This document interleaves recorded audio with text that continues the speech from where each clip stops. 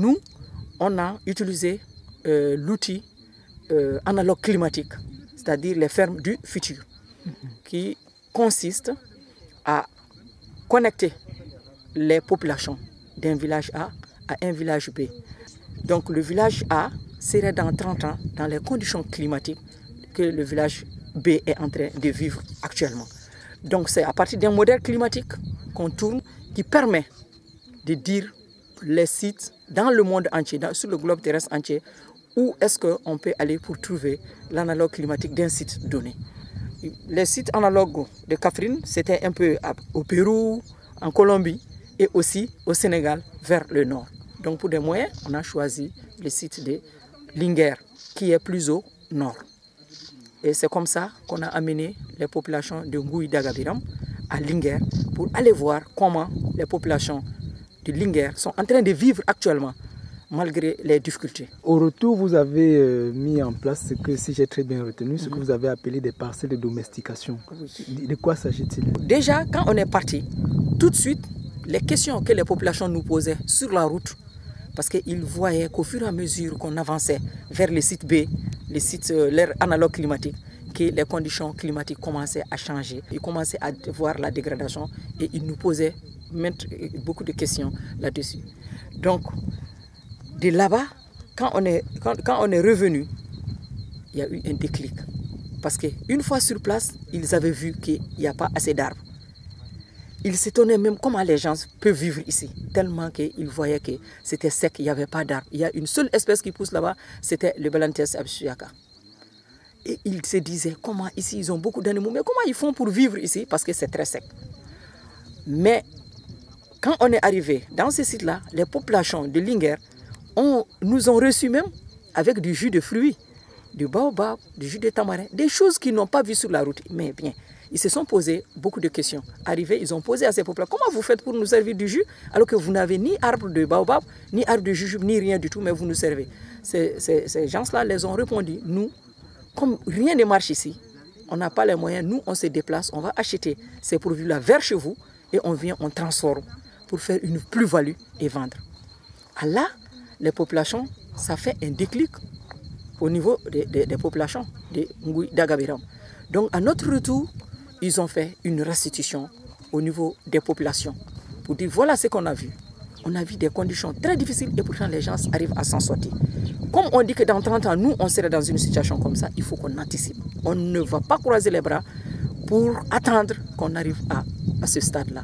Et c'est comme ça qu'ils ont pris la décision.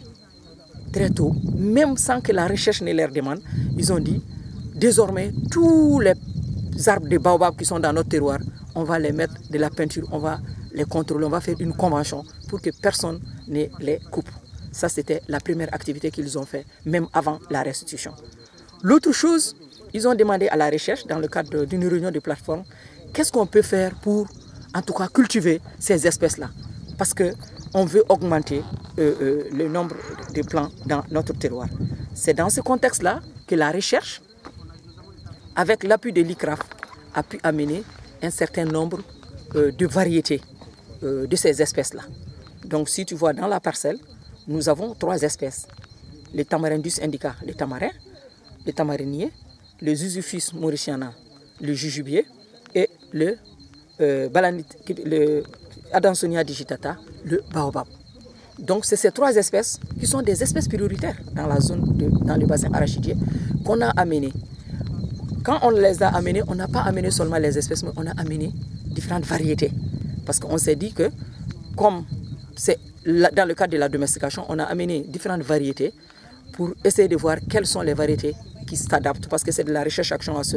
Quelles sont les variétés qui s'adaptent le mieux dans le terroir. Aussi, on a essayé d'amener aussi du baobab local, de ces espèces-là, des variétés locales et des variétés qui sont quand même améliorées par la recherche. Nous avons constaté que pour l'irrigation, les populations utilisaient des bidons à la base desquels ils avaient fait de petits trous pour une irrigation lente et progressive. Est-ce que ce rythme d'arrosage est suffisant? Le système d'irrigation local que tu as vu sur place est d'abord une initiative des membres de la plateforme.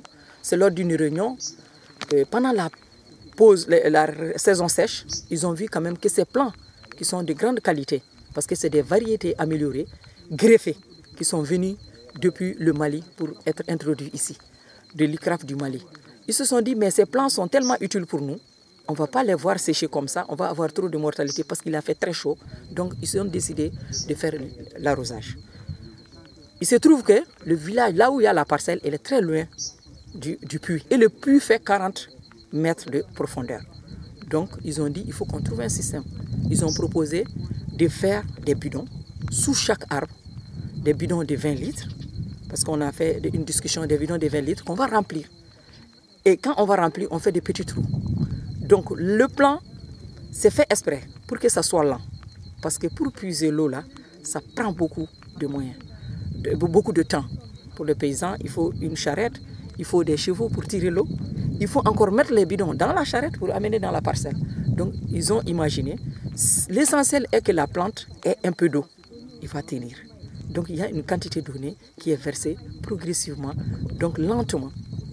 Et ça permet au plant de survivre la sécheresse. Donc c'est une manière d'adaptation.